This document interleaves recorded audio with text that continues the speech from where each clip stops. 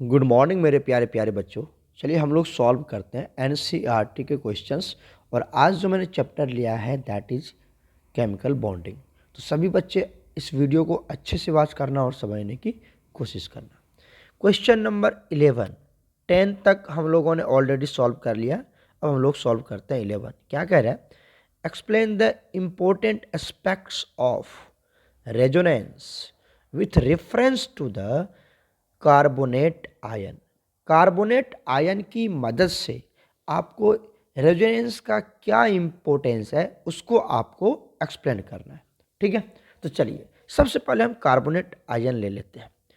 Carbonate ion CO3-2, CO3-2। इसका हम क्या करते हैं? रेजोनेंस पहले हम इसका ड्रॉ करते हैं लुईस डॉट स्ट्रक्चर। ठीक है, तो लुईस डॉट स्ट्रक्चर में क्या होगा? देखिए, कार्बन कार्बन के पास कितना वैलेंस इलेक्ट्रॉन होता है? 4। तो यहाँ पे लगा दिया 4 हमने, राइट। ये 4 इसके वैलेंस इलेक्ट्रॉन से ही तो बनाते हैं लुईस डॉट स्ट्रक्चर। ठीक है, उसके बाद 3 ऑक्सीजन है ना, 3 ऑक्सीजन। तो लगा दीजिए यहाँ पर 3 ऑक्सीजन। अब ऑक्सीजन के पास कितना वैलेंस इलेक्ट्रॉन होता है बच्चा? ऑक्सीजन का एटॉमिक नंबर 8 होता है, तो 6 वैलेंस इलेक्ट्रॉन होगा। तो यहाँ पर लगा दिया हमने 6। ठीक है, ये आप लिख दीजिए इसके 6 वैलेंस इलेक्ट्रॉन, राइट।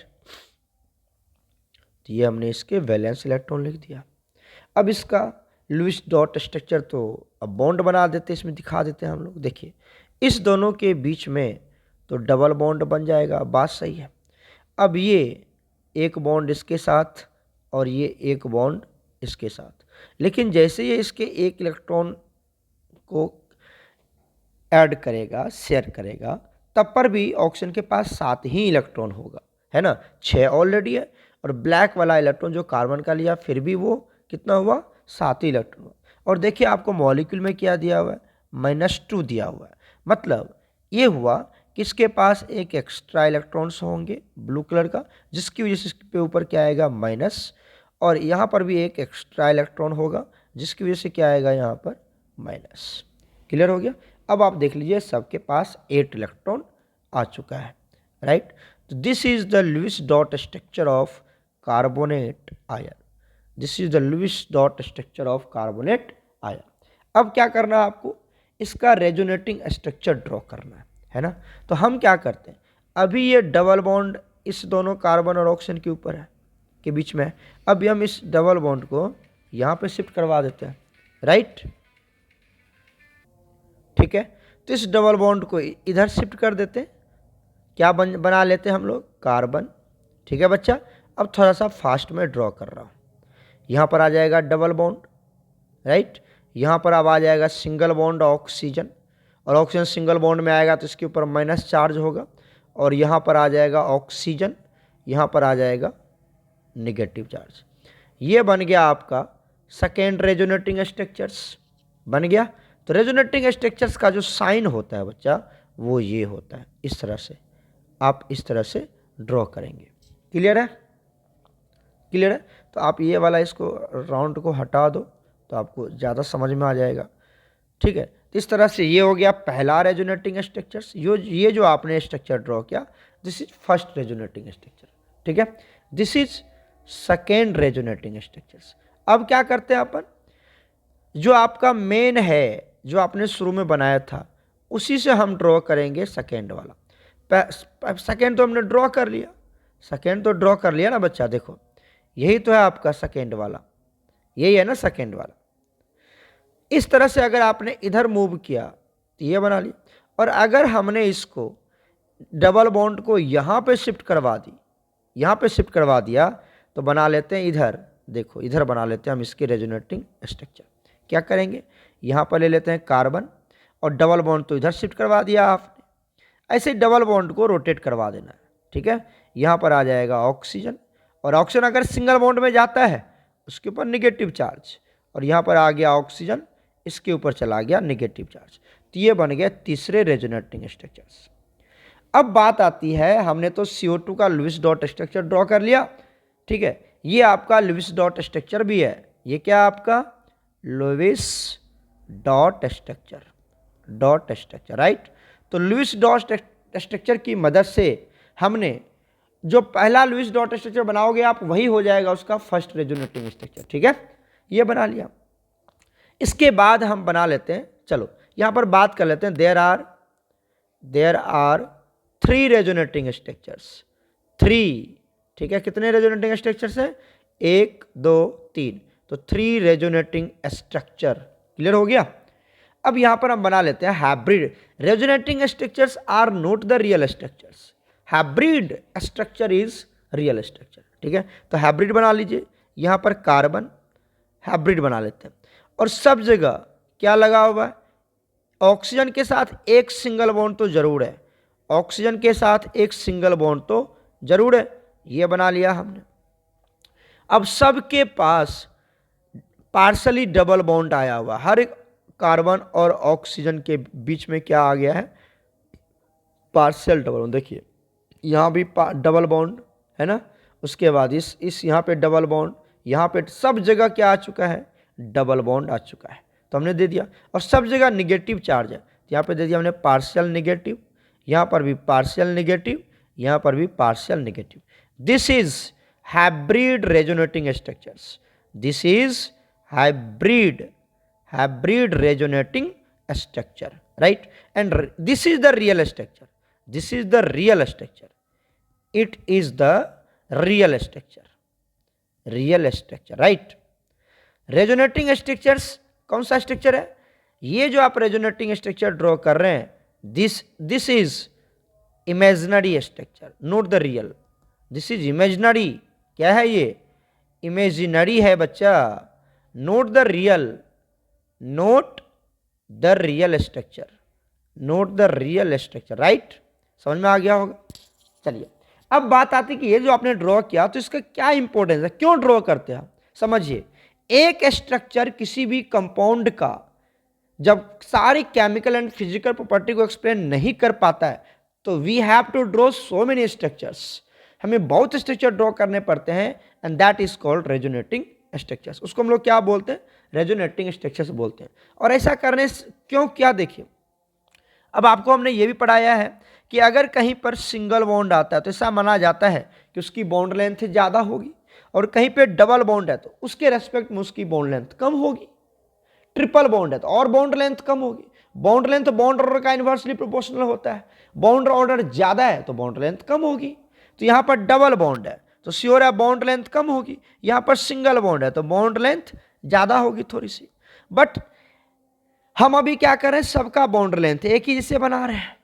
एक्सपेरिमेंटली क्या देखा गया कि जो भी आप ड्रॉ कर रहे हो रेजोनेटिंग स्ट्रक्चर्स में, सारे का बॉन्ड लेंथ बराबर है, और हम तो सारे का बॉन्ड लेंथ इक्वल है, लेकिन हम जानते हैं क्या है कि बॉन्ड लेंथ सिंगल है तो उसकी बॉन्ड लेंथ ज़्यादा होगी, बॉन्ड अगर सिंगल है तो, बॉन्ड अगर डबल है तो उसकी बॉन्ड लेंथ कम होगी। इस तरह से होना चाहिए। रियल में एक्सपेरिमेंटली देखा गया कि सबका बॉन्ड लेंथ बराबर है, और वो सबका बॉन्ड लेंथ बराबर किस में होगा? हाइब्रिड रेजोनेटिंग स्ट्रक्चर्स में ही होगा, इसी में होगा, ठीक है। तो यहां पर क्या लिखेंगे? Experimentally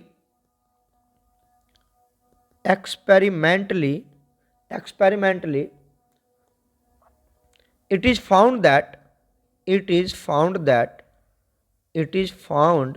that all CO bonds are equivalent, ऐसा पाया गया। hence it cannot be represented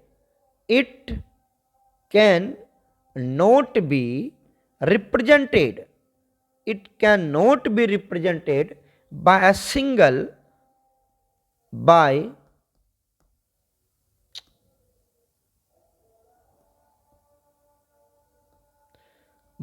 a single resonating structures या सिंगल लुईस डॉट स्ट्रक्चर। उसको हम सिंगल लुईस डॉट स्ट्रक्चर से शो नहीं कर सकते। देयरफॉर, तुम अच्छे से लिख लेना, देयरफॉर CO3-2 आयन शोज, क्या शो करता है? रेजोनेंस। क्या शो करता है बच्चा? रेजोनेंस शो करता है। Clear? And all the properties all the properties all the properties of this ion is represented in या is explained by hybrid structure. किसके थ्रू होता है वो? हाइब्रिड स्ट्रक्चर के थ्रू। क्यों हुआ? क्योंकि हाइब्रिड स्ट्रक्चर में ही सारे बॉन्ड्स क्या होंगे? इक्वल होंगे, इक्विवेलेंट होंगे। जबकि रेजोनेटिंग स्ट्रक्चर में तो अगर सिंगल बॉन्ड कहीं बन रहा है तो क्या होगा? वो उसकी लेंथ ज़्यादा होगी। डबल बॉन्ड बन रहा है तो उसकी बॉन्ड लेंथ कम होगी। है ना? क्लियर हो रहा है यहाँ तक? कोई दिक्कत तो नहीं है? तो हाइब्रिड स्ट्रक्चर के थ्रू ही उसको क्या किया जाएगा? एक्सप्लेन किया जाएगा। इसलिए हमें ये रेजोनेटिंग स्ट्रक्चर भी ड्रॉ करने पड़े and after that hybrid structure भी हमें ड्रॉ करने पड़े। क्लियर हो गया? अच्छा, यहाँ पर -2 है तो एक चीज़ मैंने लगाना भूल गया, आप यहाँ पर -2 भी चार्ज देंगे, -2 चार्ज दे देंगे। ठीक है, चलिए यहाँ तो कंप्लीट कर दिया। चलते हम लोग नेक्स्ट क्वेश्चन पर। नेक्स्ट क्वेश्चन देखिए, क्वेश्चन नंबर 12 क्या कहता है? H3PO3 can be represented by structure 1 and 2 are shown below. ये पहला स्ट्रक्चर और दूसरा स्ट्रक्चर आपको दिखाया गया है। कह रहा है can this two structures can be the canonical form of the resonance hybrid. Canonical form मतलब रेजोनेटिंग स्ट्रक्चर, कैनोनिकल फॉर्म मतलब रेजोनेटिंग स्ट्रक्चर। क्या ये दोनों रेजोनेटिंग स्ट्रक्चर है? Hybrid resonating structure of H3 का, H3PO3 का है कैनोनिकल स्ट्रक्चर या resonating structure? If not give the reason. ये ऐसा नहीं है, ये रेजोनेटिंग स्ट्रक्चर नहीं है। क्यों? क्योंकि आप ध्यान देखिए यहां पर क्या कर दिया गया है। यहां पर पहले क्या लाया गया है? ऑक्सीजन और हाइड्रोजन को ऊपर रखा गया, जबकि दूसरा कैनोनिकल स्ट्रक्चर में इस हाइड्रोजन को कहां आके छोड़ा गया है? देखिए तो इस हाइड्रोजन को कहां पे छोड़ा गया है? नीचे। इस हाइड्रोजन को कहां लेके चला गया है? नीचे लेके आ गया। तो आप जानते हैं कि रेजोनेटिंग स्ट्रक्चर, रेजोनेंस जब आपने पढ़ा होगा तो वहां पर आपको कंडीशंस पढ़ाया गया होगा रेजोनेंस में कि कैनोनिकल स्ट्रक्चर में या रेजोनेटिंग स्ट्रक्चर्स में एटम्स का मूवमेंट नहीं होता है, और यहां पर इसने क्या कर दिया? एटम्स की मूवमेंट कर दी है। तो इसीलिए क्या लिखेंगे हम? दिस गिवन स्ट्रक्चर, दिस या this given structures, these given structures cannot be taken, ऐसे बोल दो, cannot be taken as the resonating structures, और इसी को हम क्या बोलते हैं? canonical structures, because canonical structure या canonical form बोल दो, because क्या लिखेंगे बताओ? बिकॉज पोजिशन ऑफ, क्या लिखेंगे? Position of atoms have been changed here, which is not allowed in the resonance, जो रेजोनेंस में अलाउ नहीं है बच्चा। आप एटम की ट्रांसफर नहीं करेंगे, सॉरी मूवमेंट नहीं करेंगे इधर से उधर पोजिशन, उसकी जो एटम है वो वहीं पे होगा, आपने पढ़ा ही होगा। तो इस तरह से H3PO3 का रेजोनेटिंग स्ट्रक्चर्स नहीं है। चलते हम लोग नेक्स्ट क्वेश्चन में। नाउ क्वेश्चन नंबर 13 क्या कहता है? Write the resonating structures of SO3, NO2 and NO3 minus, यहां पर माइनस है, ठीक है। इसके आपको क्या ड्रॉ करने हैं? रेजोनेटिंग स्ट्रक्चर्स ड्रॉ करना है। तो सबसे पहले क्या बनाना पड़ेगा हमें? Hybrid structure. चलिए SO3 का बना के दिखाता हूं। SO3 का मैं आपको रेजोनेटिंग स्ट्रक्चर बना के दिखाता हूं। यहां पर क्या ले लिया हमने? SO3 का। क्या करोगे आप? देखो सबसे पहले क्या करते हैं हम? सेंट्रल एटम ले लेते हैं। सेंट्रल एटम कौन है? सल्फर। तो यहां पे लिख दिया हमने सल्फर। वैलेंस इलेक्ट्रॉन कितना होता है बच्चा? सल्फर है ना, तो सल्फर के पास एटॉमिक नंबर कितना? सल्फर का एटॉमिक नंबर 16, तो 2866 वैलेंस इलेक्ट्रॉन लिखा दिया। तो याद ही हो जानी चाहिए। अब कितने ऑक्सीजन है? 3 ऑक्सीजन है, तो दिखा दो यहाँ पर, एक ऑक्सीजन, दूसरा ऑक्सीजन और ये तीसरा ऑक्सीजन। ऑक्सीजन भी ग्रुप 16 से ही बिलोंग करता है, जिसके पास भी कितना इलेक्ट्रॉन्स होंगे, 6 इलेक्ट्रॉन्स होंगे। ये तो बात समझ में आ रहा है आपको, ये तो बात समझ में आ रहा है, राइट। तो हमने ये लुईस डॉट स्ट्रक्चर बना रहे हैं इसका, लुईस डॉट स्ट्रक्चर। अब देखिए क्या होने वाला है। अब तो पहली बात कि इसके बीच में क्या बना लेगा वो, डबल बॉन्ड। ऑक्सीजन को 8 इलेक्ट्रॉन चाहिए तो इसके शेयर अप कर लेगा, है ना, ये तो हमको पता ही होगा इस तरह से। अब यहां पर जब इसके साथ ये अपनी डबल बॉन्ड पूरा करेगा तो सल्फर भी क्या करेगा, इसके दोनों इलेक्ट्रॉन को एक्सेप्ट करेगा। जब दोनों इलेक्ट्रॉन को एक्सेप्ट करेगा तो सल्फर की ऑक्टेट कंप्लीट हो जाएगी। जब सल्फर की ऑक्टेट कंप्लीट हो जाता है, अब ये क्या करेगा, देखो अब ये क्या कर सकता है, अगर ये इसके साथ भी शेयरिंग करेगा तो सल्फर अपनी ऑक्टेट बढ़ा लेगा। तो करता क्या है यहाँ पर, ये अपनी इसकी लोन पे अपनी जो ये दोनों इलेक्ट्रॉन है, ऑक्सीजन के पास 7 तो है ही, और ये अपनी ये जो इलेक्ट्रॉन है इसको डोनेट कर देता है। ये भी इसको क्या कर देता है, डोनेट कर देता है, ताकि इसकी 8 इलेक्ट्रॉन क्या हो जाता है, पूरा हो जाता है। क्लियर हो गया। एनसीईआरटी जो दिखाता है वो कैसे दिखाता है, देखिए एनसीईआरटी जो दिखाता है वो आपको दिखाएगा sulphur double bond oxygen, right, यहां पर ऑक्सीजन और यहां पर ऑक्सीजन, मतलब कोऑर्डिनेट बॉन्ड को सिंगल बॉन्ड से, इसको बोलते हैं हम कोऑर्डिनेट बॉन्ड। क्या बोलते हैं, कोऑर्डिनेट बॉन्ड बोलते हैं या डेटिव बॉन्ड बोलते हैं, पता ही होगा आपको, कोऑर्डिनेट बॉन्ड बोलते हैं, है ना। तो ये भी आपका कोऑर्डिनेट बॉन्ड हो गया, राइट। अब इस तरह से दिखा देता है एनसीईआरटी। अब क्या करना है, इसके रेजोनेटिंग स्ट्रक्चर ड्रॉ करना, तो बहुत ईजी है।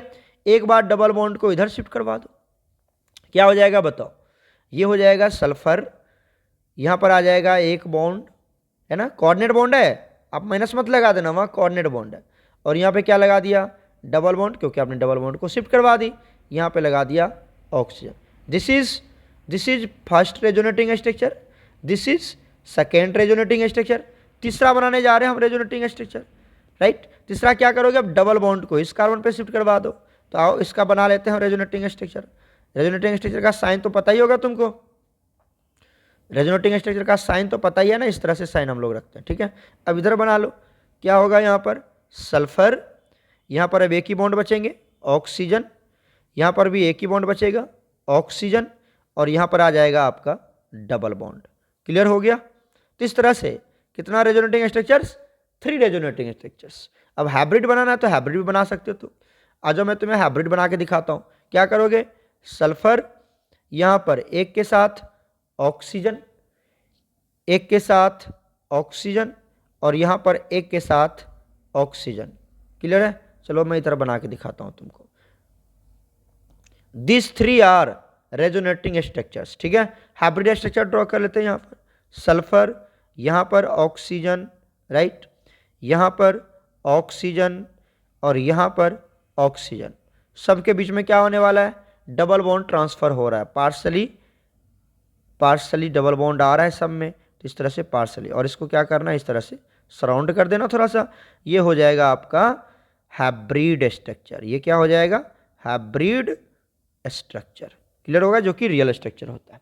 अब आ जाओ, कौन था हमारे पास, NO2 है, तो ये मैं आपके ऊपर छोड़ रहा हूँ, ये भी न्यूट्रल मॉलिक्यूल है। NO2 you will do your self,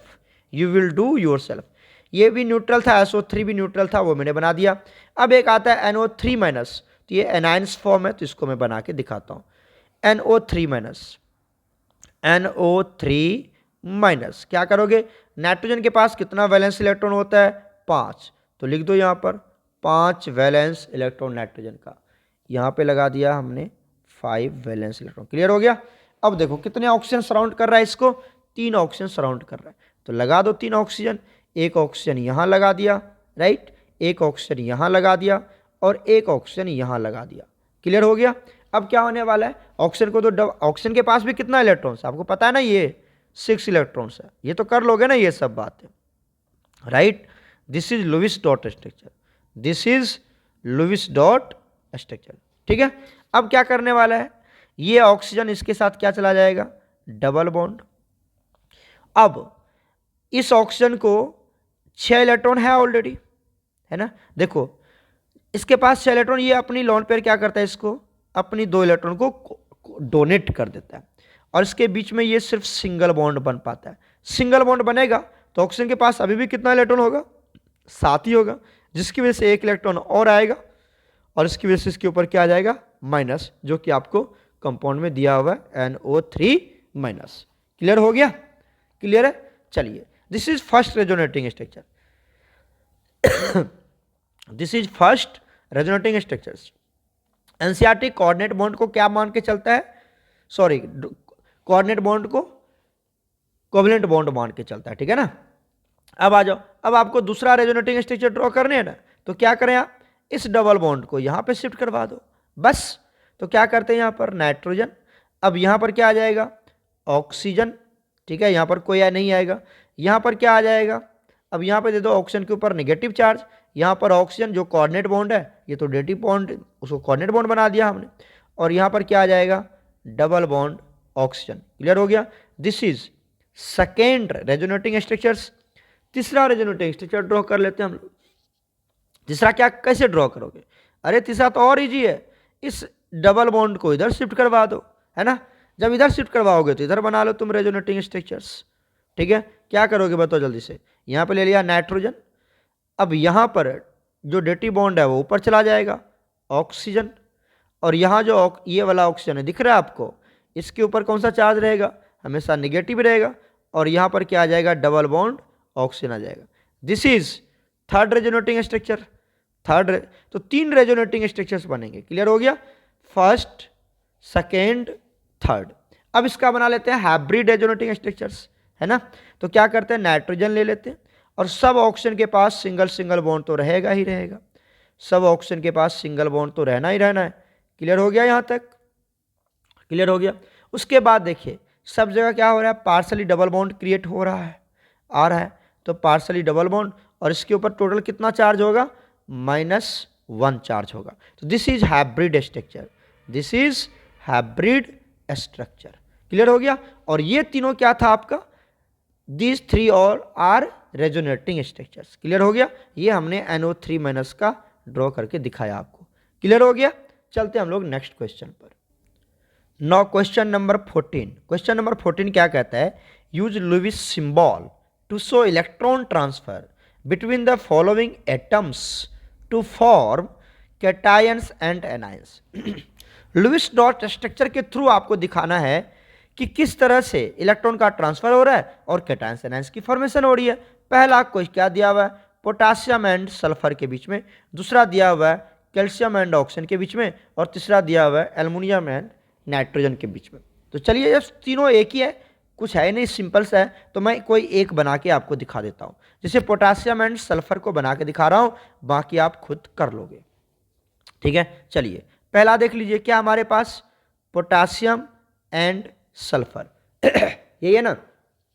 आ जाओ, पोटासियम, पोटासियम का एटॉमिक नंबर कितना होता है, 19 होता है। Electronic configuration 2881, right.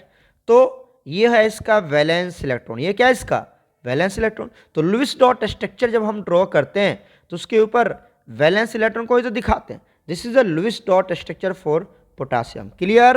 अब आ जाओ, दूसरा क्या दे रखा है हमें, दूसरा दे रखा है बच्चा सल्फर सल्फर दे रखा है, ठीक है। सल्फर का एटॉमिक नंबर 16, क्या हो जाएगा बच्चा, 286 हो जाएगा। यही 6 तो है उसके वैलेंस इलेक्ट्रॉन है, तो यहां पर लिख लेते हैं सल्फर, और उसके पास कितना वैलेंस इलेक्ट्रॉन बच्चा, 6 valence electron. This is Lewis dot structure for sulphur. Clear हो गया। अब इसका कैटायंस और एनायंस बनाना है। बताइए सल्फर को कितना इलेक्ट्रॉन चाहिए, सल्फर के पास 6 वैलेंस इलेक्ट्रॉन है, तो 2 इलेक्ट्रॉन चाहिए। जबकि ये पोटासियम एक ही मेटल है, मेटल इलेक्ट्रोपॉजिटिव मेटल है ये, तो एक ही इलेक्ट्रॉन को लॉस कर सकता है। अब इसको सल्फर को चाहिए 2, इसका मतलब कि सल्फर के पास जो 6 इलेक्ट्रॉन्स हैं, 6 इलेक्ट्रॉन्स हैं, इसको 2 इलेक्ट्रॉन और चाहिए 8 पूरा करने के लिए, है ना। तो पोटासियम तो एक ही इलेक्ट्रॉन देगा, पोटासियम कितना देगा, यहां पर मैं कलर चेंज कर देता हूं। पोटासियम कितना देगा यहां पर, पोटासियम जिसके पास 1 इलेक्ट्रॉन है वो तो सिर्फ एक ही इलेक्ट्रॉन देगा ना बच्चा, वो तो सिर्फ एक ही इलेक्ट्रॉन देगा। चलो इलेक्ट्रॉन नीचे लिख लेते हैं इस तरह से, वो तो 1 इलेक्ट्रॉन देगा। तो इसका मतलब है कि एक पोटासियम को और लेना पड़ेगा, एक पोटासियम को और लेना पड़ेगा, और तब जाके ये इसको इलेक्ट्रॉन देगा। क्लियर हो गया? क्लियर हो गया? तो ये हमारा बन गया लुईस डॉट सिंबल। ठीक है, अब आगे आ जाओ, इसका केटायंस और एनायंस बनाना है ना आपको, तो केटायन में क्या करते बताइए। यहां पर जैसे ही के था, ये अपनी एक इलेक्ट्रॉन को लूज कर दिया, दे दिया, इसको डोनेट कर दिया, ट्रांसफर कर दिया। मेटल है तो लूज कर देगा, तो क्या बना लेगा ये बना लेगा के प्लस। और जैसे ये इलेक्ट्रॉन इसके चले गए तो इसके पास कितने बनेंगे, अब देखो 2 8 8 ही बचेंगे। कितने बचेंगे, अरे यही ना बच जाएगा, 2 8 8 बच जाएगा। ठीक है, उसी तरह से आ जाओ सल्फर। सल्फर के पास यहां पर कौन है हमारे पास, सल्फर। सल्फर के पास कितना बन गया इलेक्ट्रॉन, इसके पास तो 6 ऑलरेडी पहले से है। 2 किसने दिया चेक कर लो, 2 दिया, एक दिया इस पोटासियम ने और एक दिया इस पोटासियम ने, तो 2 हो गए, जिसकी वजह से इसके ऊपर कौन सा चार्ज आएगा, -2 चार्ज आएगा, है ना। क्लियर हो गया? जस्ट लाइक दैट अगर मैं इस पोटासियम की बात करें तो ये पोटासियम ने इसको इलेक्ट्रॉन दे दिया है, ये पोटासियम ने इसको इलेक्ट्रॉन दे दिया है, जिसकी वजह से इसके ऊपर पॉजिटिव चार्ज। तो ये पोटासियम 2 पोटासियम था ना, तो ये पोटासियम का इलेक्ट्रॉन चला गया, तभी भी इसके पास 2 8 8 बचेंगे। कितना बचेंगे, 2 8 8 बच जाएंगे। तो इस तरह से, और इसके पास कितना बचेगा बताओ, सल्फर के पास कितना बचेगा, इसके पास भी क्या हो जाएगा 2 8 8, ये किसका है, सल्फर का है। क्लियर हो गया? इस तरह से ये भी आप बना के दिखा सकते हैं, कोई दिक्कत नहीं है। तो ये देख लीजिए, ये आराम से इस तरह से आप बना के दिखा देंगे। क्लियर हो गया? चलो एक और बना के दिखाता हूं मैं तुमको, कैल्शियम एंड ऑक्सीजन का। कैल्शियम एंड ऑक्सीजन का दूसरा देखो, कैल्शियम एंड ऑक्सीजन। ठीक है, कैल्शियम का एटॉमिक नंबर लिख लो, बिल्कुल वैसा ही करना है। 20 क्या हो जाएगा बताओ, 2882, राइट। अब इसके वैलेंस इलेक्ट्रॉन कितना है, 2 है। प्रैक्टिस करोगे आराम से हो जाएगा। तो कैल्शियम के ऊपर कितना वैलेंस इलेक्ट्रॉन है, 2 है, तो हमने 2 लिख दिया यहाँ पर। ठीक है, this is Lewis dot structure for calcium. Just like that आपके पास क्या है, ऑक्सीजन, एटॉमिक नंबर 8, क्या हो जाएगा 2 एंड 6। तो वैलेंस इलेक्ट्रॉन कितना हो गया बच्चा, 6, है ना। तो ऑक्सीजन ले लेंगे, यहाँ पर कितना वैलेंस इलेक्ट्रॉन, 6, हमने दिखा दिया। This is Lewis dot structure for oxygen. अब क्या होना है, जो कैल्शियम है, ऑक्सीजन को कितना इलेक्ट्रॉन चाहिए, 6 है, 2 इलेक्ट्रॉन चाहिए, और कैल्शियम के पास 2 इलेक्ट्रॉन है ना। तो यहाँ पे ले लेते हैं हम कैल्शियम, इसके पास कितना इलेक्ट्रॉन है, 2 इलेक्ट्रॉन है। और यहाँ पे ले लेते हैं अपन ऑक्सीजन, ऑक्सीजन के पास कितना इलेक्ट्रॉन है बच्चा, 6 इलेक्ट्रॉन है ऑलरेडी। तो क्या करेगा ये बताइए, अब करेगा क्या, ये दोनों इलेक्ट्रॉन ये किसको दे देगा बताओ, ये दोनों इलेक्ट्रॉन दे देगा इस ऑक्सीजन को, ये भी इलेक्ट्रॉन दे देगा इस ऑक्सीजन को, राइट। दे दिया, क्या बना लिया बताओ। अब जब ये कैल्शियम, इधर देखो, इधर देखो, ये जो कैल्शियम है, ये वाला कैल्शियम, जब इसने 2 इलेक्ट्रॉन दे दिया, ट्रांसफर कर दिया, तो इसके ऊपर आ जाएगा +2 चार्ज। क्या आ जाएगा, +2। और इसने 2 इलेक्ट्रॉन को लॉस कर दिया, तो ये 2 इलेक्ट्रॉन नहीं है इसके पास, सिर्फ कितने हैं 2 8 8। तो क्या लिखेंगे 2 8 8, राइट। उसके बाद क्या आ गया आपके पास, ऑक्सीजन। तो लिख लो यहां पर ऑक्सीजन। ऑक्सीजन के पास कितना इलेक्ट्रॉन था बताओ, 6 इलेक्ट्रॉन तो पहले से है, और इसने 2 इलेक्ट्रॉन लिया, किसका 2 इलेक्ट्रॉन लिया, कैल्शियम का। ब्लैक कलर से दिखा देता हूं मैं, इसकी वजह से इसके ऊपर कौन सा चार्ज आ जाएगा, -2। जब ये 2 इलेक्ट्रॉन ले लेगा, अब इसके पास कितने हो जाएंगे, 2 एंड 6 था, अब क्या हो जाएगा 2 and 8। This is the Lewis dot structure और cations and anionic form. Clear हो गया, कर लोगे यहां तक। बाकी जो तीसरा है aluminium and nitride, you will do yourself बच्चा, यू विल डू योरसेल्फ। चलते हैं हम लोग नेक्स्ट क्वेश्चन पर। नेक्स्ट क्वेश्चन नंबर 15 क्या बोल रहा है, all the both CO2 and H2O are triatomic molecule. CO2 हो या H2O, सब में 3 एटम है ना। कहता है the shape of water molecule is bent, water molecule का शेप बेंट होता है, बात सही है, आपने VSPR थ्योरी में पढ़ा है। That of CO2 is linear, CO2 का क्या होता है, लीनियर होता है, बात सही है। Explain this on the basis of dipole moment. VSPR theory के अकॉर्डिंग नहीं एक्सप्लेन करना है इसको एक्सप्लेन करना है आपको अकॉर्डिंग टू डायपोल मोमेंट। क्या लिखेंगे यहां पर, अब डायपोल मोमेंट जिसकी 0 होगी वो अप्रोक्सीमेटली क्या होगा, क्या हो जाएगा, वो लीनियर में चला जाएगा। अगर ट्राई एटॉमिक मॉलिक्यूल है तो लीनियर हो जाएगा, है ना। तो यहाँ पर क्या लिखते हैं हम लोग, according to experimental value, according to experimental value, according to experimental value of dipole moment, dipole moment, dipole moment की अकॉर्डिंग टू क्या लिख देते हैं, एक second, according to experimental value, ठीक है, the dipole moment of, the dipole moment ऐसे कर देते हैं, the dipole moment, the dipole moment of CO2, CO2 की डायपोल मोमेंट की वैल्यू कितनी है, 0, CO2 की क्या है, 0, and this value is only possible in triatomic molecule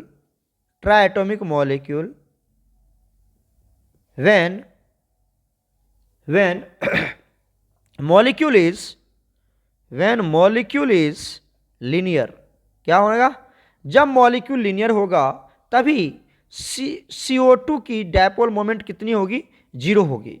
जब मॉलिक्यूल क्या होगा, लीनियर होगा, जैसे देखिए आपने तो बना रखा है ना, C डबल बॉन्ड O है ना, और डबल बॉन्ड O, यही होता है।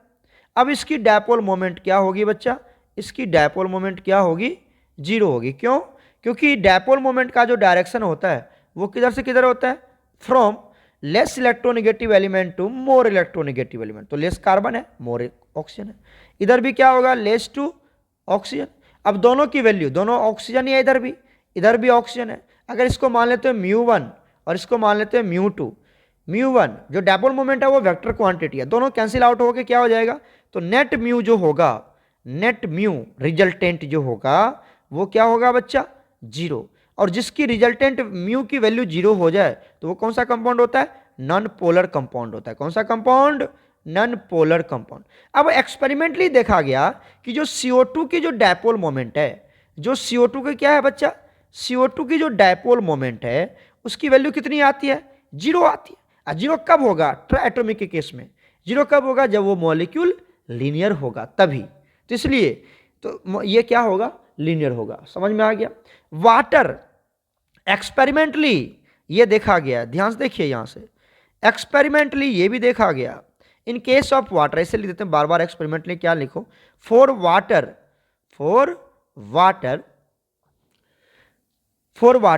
डायपोल मोमेंट ना बच्चा, dipole moment is not zero. Water के केस में डायपोल मोमेंट की वैल्यू जो एक्सपेरिमेंटली चेक किया गया वो 0 नहीं है। और जब 0 नहीं है, thus क्या बोल सकते हैं आप इसको, thus H2O is not linear. अगर 0 नहीं है तो श्योर है वो लीनियर नहीं होगा, क्या होगा, that is it will be bent, क्या होगा, वो बेंट हो जाएगा। मतलब ऑक्सीजन इधर होगा और यहां पर क्या होगा, हाइड्रोजन, और यहां पर क्या होगा, हाइड्रोजन होगा, इस तरह से। और इसके ऊपर तो आपको पता ही है क्या होता है, 2 लोन पेयर होते हैं, VSPR थ्योरी में आपने पढ़ रखा है।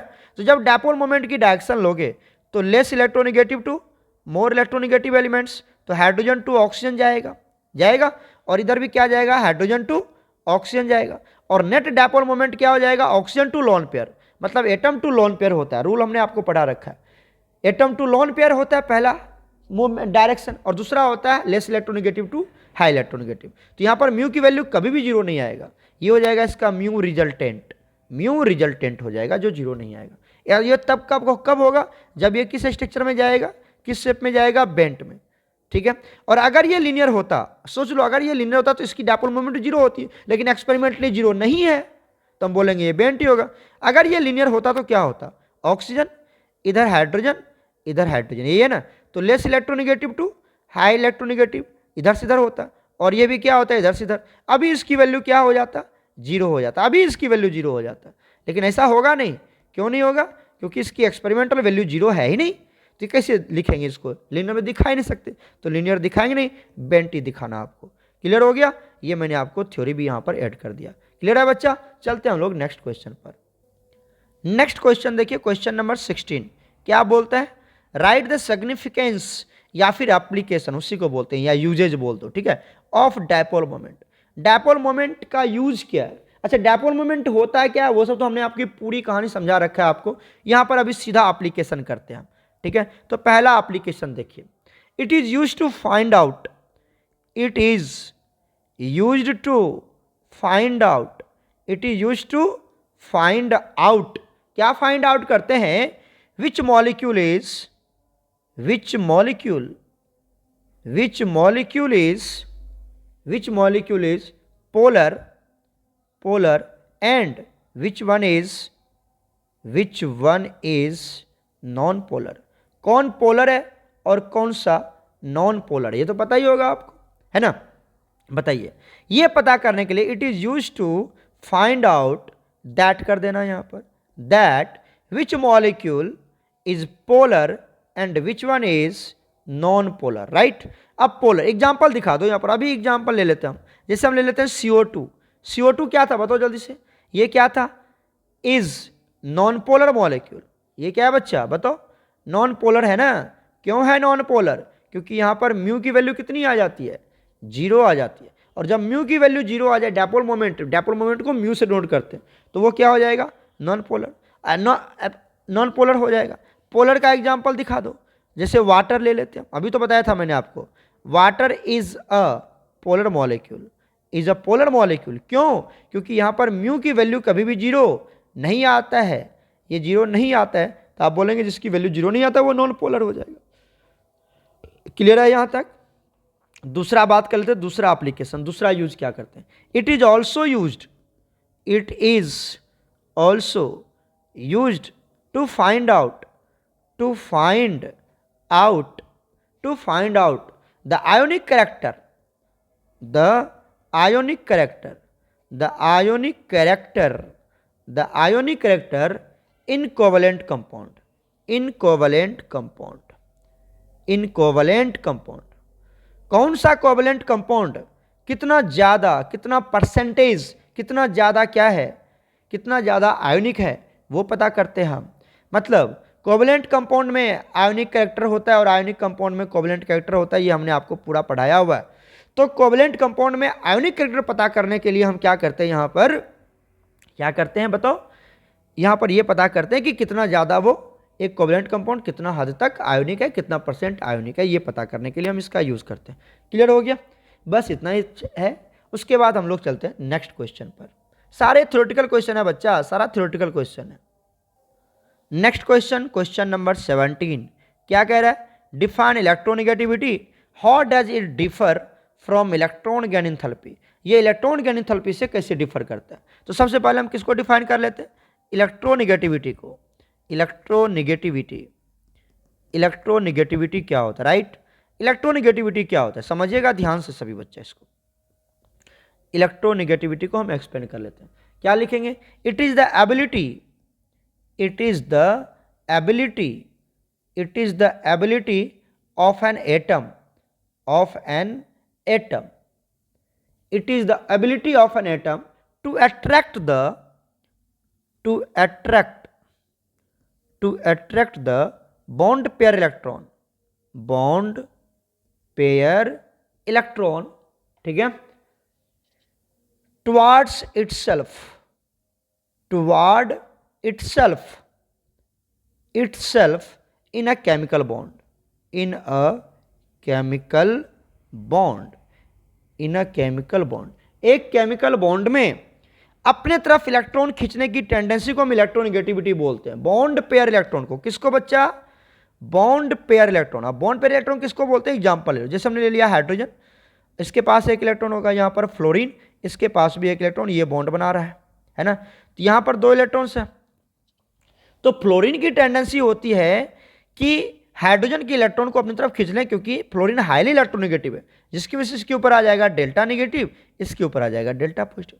तो फ्लोरीन की इलेक्ट्रोनेगेटिविटी बहुत ज्यादा है, तो यह हाइड्रोजन के इलेक्ट्रॉन को क्या करता है, अपनी तरफ खींचने का टेंडेंसी रखता है, हाइड्रोजन के इलेक्ट्रॉन को अपनी तरफ खींचने का टेंडेंसी रखता है। This is electronegativity. Bond pair electron है, ये कौन सा इलेक्ट्रॉन बताओ, बॉन्ड में बॉन्डेड है इलेक्ट्रॉन्स, एक बॉन्ड में दो इलेक्ट्रॉन्स होते हैं, इसलिए उसको बोला जाता है बॉन्ड पेयर इलेक्ट्रॉन बोला जाता है।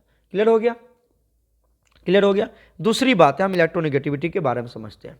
ठीक है, it is not a constant value, it is not a constant value, it is not a constant value. ये कांस्टेंट वैल्यू नहीं है। आप बोलोगे कि फ्लोरीन जितना हाइड्रोजन के साथ खींच रहा है उतना अगर वो और फ्लोरीन के साथ हो गया तो उतना ही खींचेगा, ऐसी बात नहीं है। ये कांस्टेंट वैल्यू नहीं है बच्चा, इलेक्ट्रोनेगेटिविटी कांस्टेंट वैल्यू नहीं है। क्लियर हो गया? दूसरी बात देखिए, इट वेरीज, जब कांस्टेंट नहीं है तो क्या है? It varies, it varies from atom to atom, from atom to atom. Atom to atom क्या करता है? बाउंडेड एटम के बीच में क्या करता है? ये चेंज होते रहता है इसका value. It varies from bounded atom to another bounded atom, from atom to atom ही लिख दो, चलो। एटम टू एटम क्या करते रहता है? ये वेरी होते रहता है, चेंज होते रहता है। क्लियर हो गया? कोई दिक्कत नहीं है। दूसरी बात क्या लिखेंगे? It is not a, it is not a measurable, measurable quantity या वैल्यू, या क्वांटिटी लिख दो, measurable quantity. It is not a measurable quantity, आप इसको मेजर नहीं कर सकते। ठीक है, it is just a relative relation, या इट इज बोल देते हैं जस्ट अ रिलेटिव नंबर है। ये क्या है? ये रिलेटिव नंबर है। ये it is just a relative number. ठीक है, जैसे यहां पर H फ्लोरीन ले लिया, अब यहां पर हम क्या ले लेते हैं?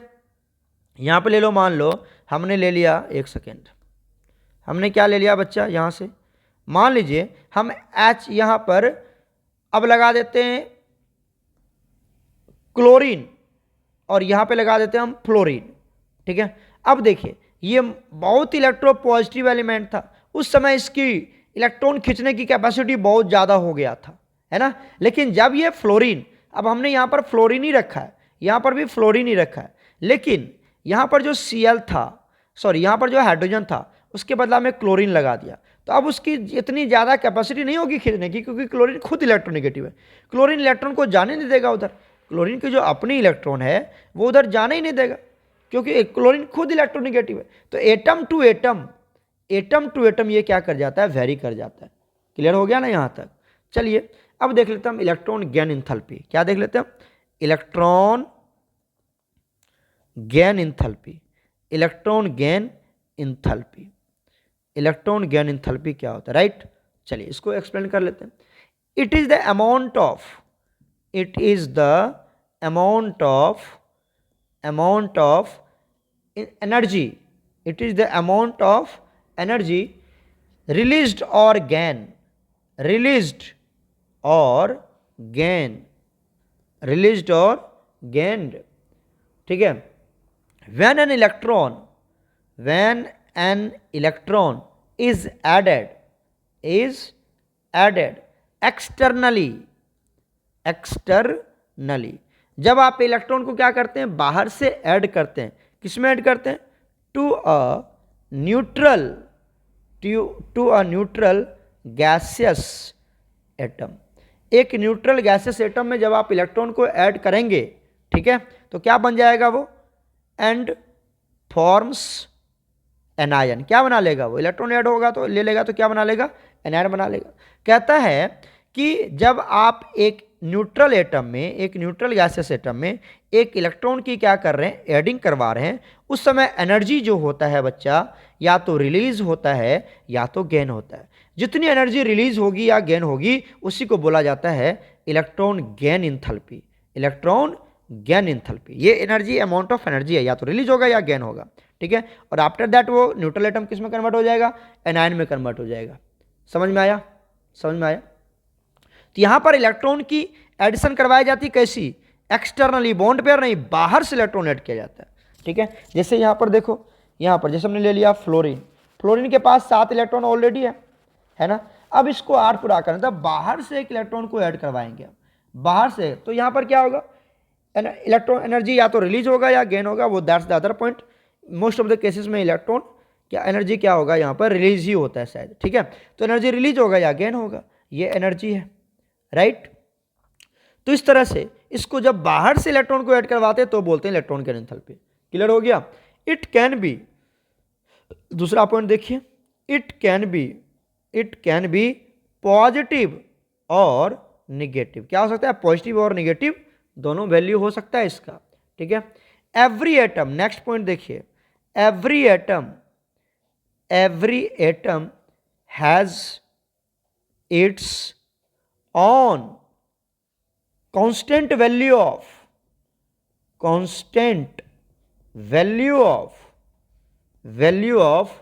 Electron gain enthalpy. तो हर एटम की अपनी एक फिक्स्ड कांस्टेंट वैल्यू होता है इलेक्ट्रॉन गेन एंथैल्पी का, याद रखना। ठीक है। ऐसा नहीं कि ये मेजरेबल नहीं है, इसको आप आराम से मेजर कर सकते हैं और यहां पे लिख ही दो, hence it is a measurable quantity. It is, जब कांस्टेंट वैल्यू है तो मेजर कर सकते हैं ना, it is a measurable quantity, it is a measurable quantity. Clear हो गया। चलते हैं हम लोग नेक्स्ट क्वेश्चन पर। देखिए क्वेश्चन नंबर 18 क्या कहता है? Explain with the help of suitable example polar covalent bond. Polar covalent bond को आपको एक्सप्लेन करना है सुटेबल एग्जांपल। तो एग्जांपल पहले ले लेते हैं हम। यहां पर ले लिया हाइड्रोजन, यहां पर ले लिया फ्लोरीन। ठीक है। दोनों नॉन मेटल्स है, ये भी नॉन मेटल्स और ये भी नॉन मेटल। नॉन मेटल के बीच में जनरली क्या बनता है? कोवलेंट बॉन्ड बनता है। अच्छा, कोवलेंट बॉन्ड तो बन गया, राइट। उसके बाद पोलर, क्योंकि यहां पर फ्लोरीन मोर इलेक्ट्रोनेगेटिव है, जिसके ऊपर डेल्टा नेगेटिव आ जाएगा, इसके ऊपर डेल्टा पॉजिटिव आ जाएगा, है ना। ये हाइड्रोजन का इलेक्ट्रॉन और ये फ्लोरीन का। फ्लोरीन के लास्ट में कितना इलेक्ट्रॉन्स होता है? 7 इलेक्ट्रॉन्स होते हैं, क्योंकि ये ग्रुप 17 से। तो ये क्या करेगा? इसके एक इलेक्ट्रॉन को ले लेगा इस तरह से। हाइड्रोजन डुप्लेट पूरा करता है तो ये इसकी एक इलेक्ट्रॉन को ले लेगा, तो कोवलेंट बॉन्ड की फॉर्मेशन करेगा और यहाँ पर पोल्स भी क्रिएट हो जाता है। क्लियर हो गया यहाँ तक? क्लियर है। चलो इसको थोड़ा सा डिफाइन भी कर लेते हैं। HCl, HBr, HI कुछ भी दे दो, all are polar covalent bond. Non polar क्या होगा?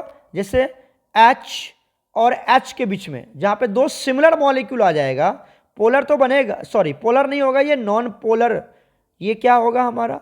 नॉन पोलर कोवलेंट बॉन्ड है। ये नॉन पोलर कोवलेंट बॉन्ड है जहां पे सिमिलर मॉलिक्यूल आ जाएगा। जैसे ऑक्सीजन, डबल बॉन्ड ऑक्सीजन, तो ये नॉन पोलर कोवलेंट बॉन्ड है, क्योंकि दोनों की इलेक्ट्रोनेगेटिविटी क्या सेम है। क्लियर हो गया। तो यहाँ पे नॉन पोलर कोवलेंट बॉन्ड बनता है, राइट। अब आ जाओ, हमको ये डिफाइन करना था, हमें तो ये पूछ रहा था पोलर कोवलेंट बॉन्ड क्या होता है। थोड़ा सा इसको एक्सप्लेन कर लेते हैं। ठीक है।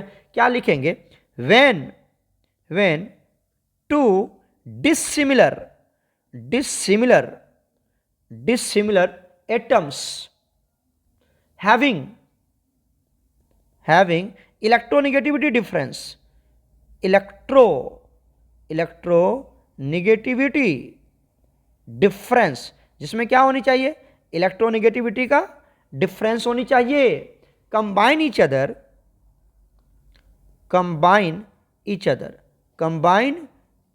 other to form a covalent bond, क्यों कंबाइन करता है? ताकि वो कोवलेंट बॉन्ड बन सके।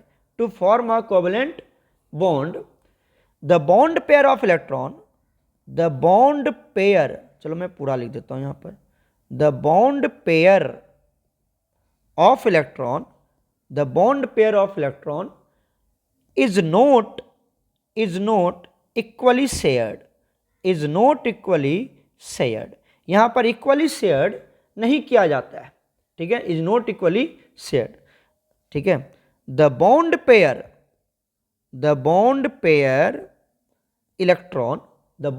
इलेक्ट्रॉन, ठीक है, शिफ्ट टुवर्ड्स, किधर शिफ्ट कर जाएगा?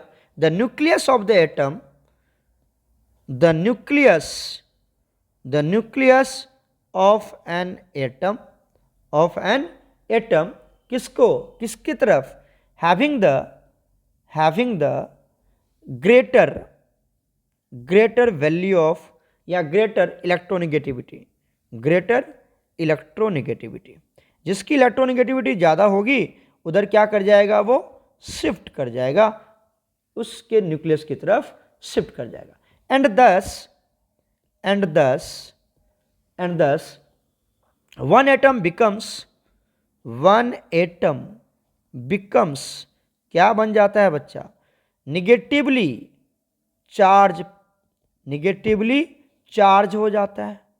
And others, and other atom becomes, becomes positively charge, क्या बन जाता है वो, पॉजिटिवली चार्ज हो जाता है। दूसरा एटम पे पॉजिटिव चार्ज आ जाएगा और पहले एटम पे निगेटिव चार्ज आ जाएगा। क्लियर है एकदम, बजिए 9th क्लास का क्वेश्चन था, कर लोगे ना। चलते हम लोग नेक्स्ट क्वेश्चन पर। नेक्स्ट क्वेश्चन देखिए, क्वेश्चन नंबर 19। क्वेश्चन नंबर 19 क्या कहता है, arrange the bonds, arrange the bonds, ठीक है, in increasing order of ionic character, ठीक है। द मॉलिक्यूल्स आपको दिया हुआ है, क्या क्या दिया हुआ है, LiF, K2O, उसके बाद N2SO2, ClFF3, यही दिया हुआ है आपको। अब आप यहाँ पे एक नोट्स पॉइंट्स, की पॉइंट्स समझिए, की पॉइंट क्या होता है। यहाँ पर आपको ये समझना है, देखिए, more the electronegativity difference, more the electronegativity, electronegativity difference, more the electronegativity difference, ठीक है ना, more will be, more will be, more will have, ऐसे बोल दो, ionic character, more will have ionic character. Ionic character क्या होगा, सबसे ज़्यादा होगा। बस इतनी सी पॉइंट आपको याद रखना है। अगर इलेक्ट्रोनेगेटिविटी का डिफरेंस ज़्यादा है तो आयोनिक कैरेक्टर भी क्या होगा, ज़्यादा होगा, ठीक है। अब आइए देखिए, और अगर कम होगा तो आयोनिक कैरेक्टर कम होगा। इंक्रीजिंग ऑर्डर में आपको अरेंज करना है, तो सबसे कम किसका होगा, देखो N2, N2 में तो इलेक्ट्रोनेगेटिविटी डिफरेंस है ही नहीं, अभी तो मैंने बताया था N ट्रिपल बॉन्ड N, यहाँ पर दोनों सेम ही एटम है तो इलेक्ट्रोनेगेटिविटी की डिफरेंस तो जीरो है। तो सबसे लेस इलेक्ट्रोनेगेटिव, सबसे लेस आयोनिक कैरेक्टर वाला मॉलिक्यूल कौन होगा, N2। तो ये तो N2 आ गया आपका, सबसे कम आ गया। क्लियर हो गया, सबसे कम कौन हो जाएगा, N2। अब देखो दूसरा क्या दिया हुआ है, एक और देख लो, यहाँ पर दूसरा दिया हुआ है LiF, लिथियम ग्रुप 1 का है, अब फ्लोरीन ग्रुप 17 का है, एकदम शुरू का और लास्ट का। तो जैसे जैसे आप लेफ्ट टू राइट, अगर लिथियम की बात करें ये ग्रुप 1 में आता है और फ्लोरीन ग्रुप 17 में आता है, तो अब इस इधर से मूव करते तो इलेक्ट्रोनेगेटिविटी बढ़ता है, इसकी सबसे ज़्यादा इलेक्ट्रोनेगेटिविटी होती है और इसकी सबसे ज़्यादा इलेक्ट्रोपॉजिटिविटी होती है, तो बहुत ज़्यादा का डिफरेंस आ जाएगा यहाँ पर। तो सबसे हाईली आयोनिक कैरेक्टर कौन होगा, LiF। ये तो पता चल गया आपको, LiF सबसे क्या होगा, ज़्यादा आयोनिक कंपाउंड्स बनेंगे। क्लियर हो गया ना यहाँ तक। अब चलिए दूसरा कौन सा होगा सर, नेक्स्ट देख लो K2O, इधर देख लो, पोटासियम ग्रुप 1 का, और उसके बाद जैसे यहाँ पर पोटासियम ले लिया और यहाँ पर ऑक्सीजन ले लिया, अब ऑक्सीजन कौन सा है, ग्रुप 16 का है, तो इस दोनों के बीच में बहुत ज़्यादा इलेक्ट्रोनेगेटिविटी का डिफरेंस होगा, क्योंकि इसके ऊपर तो हाईली पॉजिटिव और ये ग्रुप 17 हाईली इलेक्ट्रोनेगेटिव है ना। ऐसे भी फोन जानते हो, phone FON, oxygen more electronegative होता है। तो उसके बाद कौन आने वाला है, K2O। कौन आएगा बताओ जल्दी से, K2O, इसकी आयोनिक कैरेक्टर सबसे ज़्यादा होगी। उसके बाद क्या क्या बच गया चेक कर लो। उसके बाद बच गया आपके पास LiF, K2O, ये समाप्त हो गया। अब बात कर लेते हैं SO2 की, SO2 और ClFF3, ClF3। तो SO2 में देखिए, SO2 आपका क्या है, SO2 दोनों क्या है आपका, ग्रुप 16 में ही आता है, सल्फर भी और ऑक्सीजन भी। और ग्रुप 17 में कौन आता है, क्लोरीन, ऊपर में लेते हैं फ्लोरीन, ऊपर में फ्लोरीन नीचे क्लोरीन, तो क्या बना लिया यहाँ से, ClF3 बना लिया है, ClF3 बनाया है ना। तो आप समझिए ग्रुप 17 की इलेक्ट्रोनेगेटिविटी ज़्यादा होता है ना, तो श्योर है, अरे बच्चा इधर जाने पर इलेक्ट्रोनेगेटिविटी बढ़ता है तो ग्रुप 17 का ज़्यादा होगा, तो कौन कौन जाएगा पहला, ClF3 सबसे ज़्यादा होगा। उसके बाद कौन आएगा बच्चा, यहाँ से आ जाएगा आपका जो बच गया SO2। तो this is the correct pattern, correct order of increasing order of ionic character. Clear हो गया बच्चा, कैसे कैसे हमने फाइंड आउट करें, तो आप इसको एक बार अच्छे से वाच करना और समझने की कोशिश करना। अब चलते हम लोग नेक्स्ट क्वेश्चन पर। नेक्स्ट क्वेश्चन देखिए, क्वेश्चन नंबर 20। क्वेश्चन नंबर 20 क्या कहता है बच्चा, क्वेश्चन नंबर 20 कह रहा है the skeleton structure of CH3COOH acetic acid as shown below is correct. क्या वो करेक्ट है? But some of the bonds are shown incorrectly. कहता है ये तो सही बनाया गया लेकिन कुछ बॉन्ड गलत बनाया गया है, कुछ बॉन्ड्स गलत बनाया गया है। Write the correct Lewis dot structure for acidic acid. Acetic acid का आपको प्रॉपरली क्या बनाना है? Lewis dot structure. तो यहाँ पर ये तो श्योर बोल रहा है कि बॉन्ड जो है ना वो गलत दिखाया गया। कौन सा? अब देख लो यहाँ पर कार्बन और हाइड्रोजन के बीच में कभी भी डबल बॉन्ड तो आता ही नहीं है, आपको पता चल ही गया होगा। कभी भी डबल बॉन्ड नहीं आता है कार्बन और हाइड्रोजन के बीच में। कार्बन और हाइड्रोजन हमेशा सिंगल बॉन्ड बनाता है ऑलवेज। तो बना लो इसका, ये गलत है। करेक्ट बना लो, क्या होगा? करेक्ट बना लेते हैं। करेक्ट क्या होगा? कार्बन के पास कितने वैलेंस इलेक्ट्रॉन?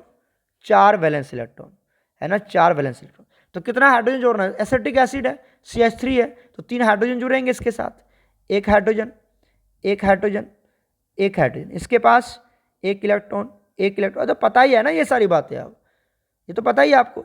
इसके बीच में क्या बन गया? सिंगल बॉन्ड बनेगा, ना कि डबल बॉन्ड। तो इस तरह से बना लिया हमने, कोई दिक्कत? अब आइए, अब आगे चलते हैं हम। CH3 बन गया ये, COOH है, तो एक कार्बन और आएगा। इसके पास भी कितने इलेक्ट्रॉन्स होंगे? 4 इलेक्ट्रॉन्स होंगे। कितने इलेक्ट्रॉन्स होंगे? 4 इलेक्ट्रॉन्स होंगे। डाल दिया हमने 4 इलेक्ट्रॉन। इसके बीच में क्या बनेगा? Single bond. और कार्बन टेट्रावैलेंस होता है, 4 बॉन्ड बनाना आपको। COOH है, COOH को हम ऐसे लिखते हैं, आपने देखा होगा तो, राइट। ये एसिटिक एसिड का फंक्शनल ग्रुप है COOH। तो यहाँ पर ऑक्सीजन आएगा और इसके पास कितने वैलेंस इलेक्ट्रॉन? इसके पास कितने वैलेंस इलेक्ट्रॉन? 6। ये तो पता ही है ना आपको, इसके पास कितने वैलेंस इलेक्ट्रॉन? 6। तो ये इसके बीच में कौन सा बॉन्ड बनाएंगे? ये भी बनाएगा, इसका डबल बॉन्ड बना लेगा, ये बना लेगा इसका डबल बॉन्ड। क्लियर हो गया? अब कार्बन के पास एक ही बना और आगे क्या लगा हुआ है? OH। तो यहाँ पर आएगा O और यहाँ पर आएगा H। ठीक है, इलेक्ट्रॉन दिखा दो इसका। यहाँ पर कितने इलेक्ट्रॉन्स? 6 इलेक्ट्रॉन्स है ना, वैलेंस इलेक्ट्रॉन 6। इसके बीच में क्या बना लेगा? बताओ बताओ बताओ, बहुत ईजी है बच्चा, बहुत ईजी है। इसके बीच में क्या बन लेगा? Single bond. और हाइड्रोजन के पास भी कितने इलेक्ट्रॉन्स हैं? हाइड्रोजन के पास भी एक इलेक्ट्रॉन है, हाइड्रोजन के पास एक इलेक्ट्रॉन। इसके बीच में फिर क्या बना लेगा? वो सिंगल बॉन्ड बना लेगा। इधर बन गया single bond. This is the correct Lewis dot structure of acetic acid. This is the correct Lewis dot structure of acetic acid. Clear हो गया? तो आज इतना ही रहने देते हैं, फिर हम लोग मिलते हैं नेक्स्ट क्वेश्चन में, नेक्स्ट क्वेश्चन के साथ नेक्स्ट वीडियो लेक्चर में। ओके प्यारे बच्चों, गॉड ब्लेस यू ऑल।